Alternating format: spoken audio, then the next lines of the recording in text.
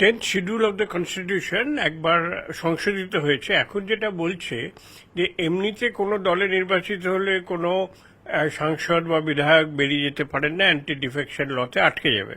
কিন্তু 10th শিডিউলে একটা exception দিয়েছে। সেই এক্সেপশনটা হচ্ছে যে 2/3 যদি একসঙ্গে বেরিয়ে যায় এবং তারা যদি কোনো পার্টির সঙ্গে মার্জ করে যায়, তাহলে সেক্ষেত্রে তাদের সদস্যপদ বাতিল হবে না। কিন্তু এক্ষেত্রে কিন্তু কোথাও বলা নেই যে রেকগনাইজ পার্টি হতে হবে, সে রেজিস্টার্ড হতেই হবে। রেজিস্টার্ডও ইলেকশন কমিশনই করে, কিন্তু তার কোনো বাধা নিষেধ নেই। এই ক্ষেত্রে বলা হচ্ছে 2/3 কিন্তু মার্জ করতে পারে যে কোনো পার্টির সঙ্গে, সেটা ন্যাশনাল হতে পারে, স্টেট হতে পারে, রেকগনাইজড হতে পারে, না রেকগনাইজড হতে পারে।